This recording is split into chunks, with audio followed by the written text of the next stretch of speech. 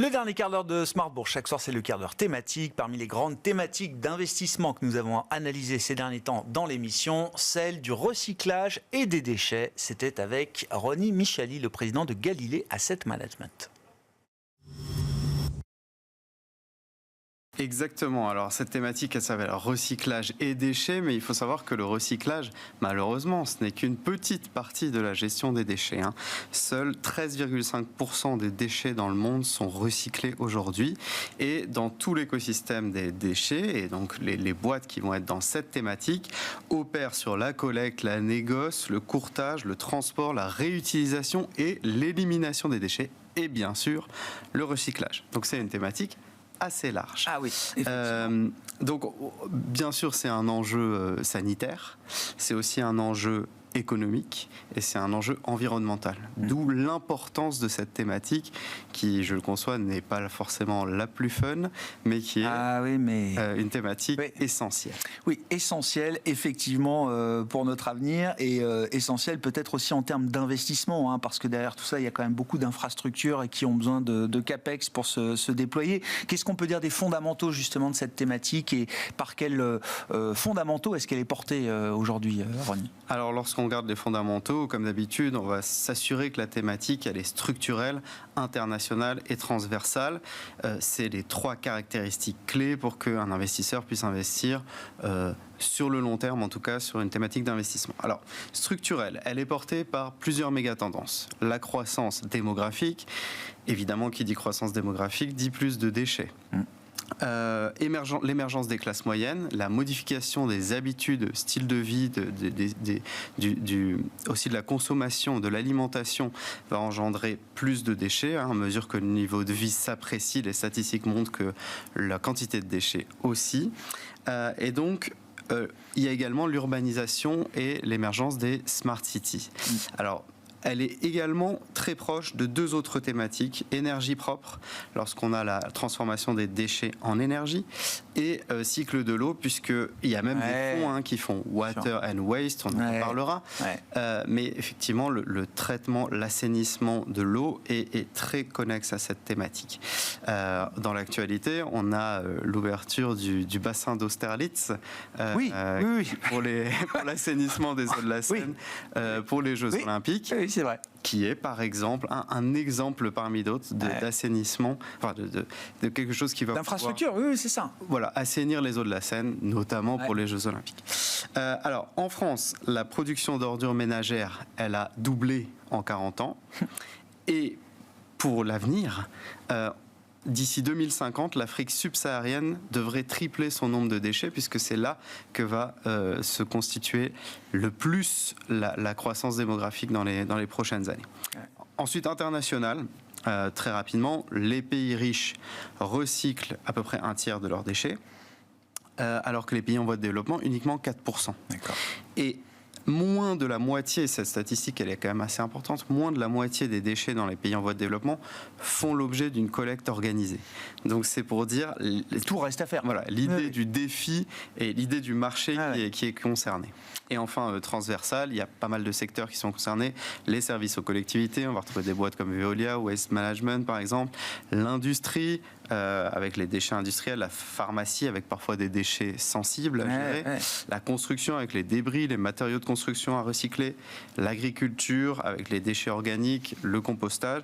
Et il y a donc deux choses importantes à retenir de ces fondamentaux, c'est que le cloud et l'IoT rentrent de plus en plus dans la gestion des déchets, avec par exemple à San Francisco plus de 1000 capteurs IoT qui ont été mis dans les poubelles de la ville pour optimiser les itinéraires de collecte, et aussi, deuxième chose intéressante, le développement des installations Waste to Energy.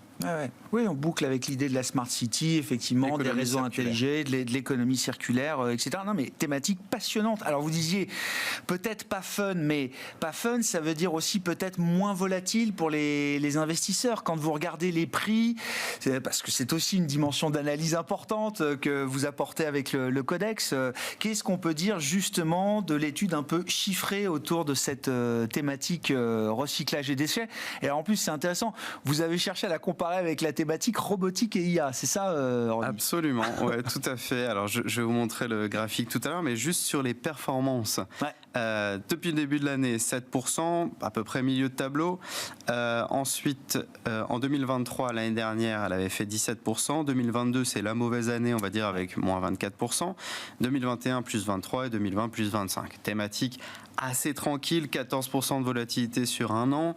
En géographie, on est à plus de 50% aux US et à peu près à 40% en Europe. Et sur le graphique qu'on affiche, qu'on affiche, j'ai décidé effectivement de la comparer avec la robotique et l'IA.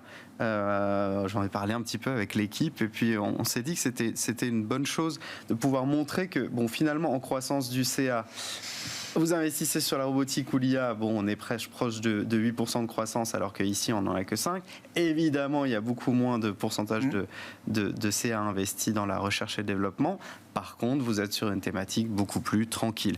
Donc, ça permet de mitiger le risque dans un portefeuille performance thématique. Et volatilité. C'est deux paramètres qu'on regarde généralement pour s'intéresser à une thématique. C'est une thématique qui est peu cyclique, mais quand même. Alors, la statistique qu'on n'a pas affichée ici, c'est la croissance des EPS pour les 3 prochaines années, quand même estimée à plus 13%. Donc, vraiment pas négligeable.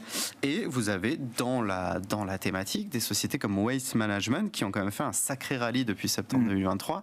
Waste Management, ça prend presque 50% depuis septembre 2023. Donc voilà, thématique plutôt blend, un tout petit peu plus croissance que value et surtout assez peu cyclique pour mitiger les portefeuilles.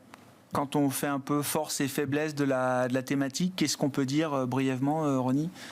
Alors sur les points forts, il y en a 2 principaux. Un fort investissement public. On a de la visibilité sur les cash flows, puisque en général les contrats qui sont mis en place par les municipalités, c'est sur très long terme. Des dizaines d'années. Aux États-Unis, on a plus de 50 nouveaux projets de gestion des déchets qui ont émergé, par exemple avec l'IRA. Donc l'Inflation Reduction Act. Donc ça, c'est vraiment le premier point fort. Le deuxième point fort, le développement des nouvelles technologies. Alors, les capteurs IoT, on en a déjà parlé, pour optimiser la collecte des déchets. Vous avez aussi les robots de tri, ou alors les technologies de tri optique qui vont aller regarder par exemple la couleur des déchets ou alors la composition chimique et qui vont procéder au tri de manière beaucoup plus efficace que le tri humain. Vous avez également l'incinération avec récupération d'énergie, qui est l'un des nouveaux développements de cette thématique. Et enfin, vous avez aussi tout ce qui est la transformation des déchets organiques en biogaz. Bien sûr. Avec effectivement tout ce qui va permettre de créer de l'énergie. Donc ça, c'est vraiment le développement des nouvelles technologies qui rentre. Ça vient leverager, on va dire, ces infrastructures et cette thématique. À l'inverse, qu'est-ce qui peut freiner ou entraver le développement de cette thématique ? Absolument. Alors, juste pour dire, il y a quand même encore des progrès à faire, puisqu'on a vu que le taux de CA investi en R&D, en recherche et développement, est encore à moins de 2%. Il y a encore des choses à faire.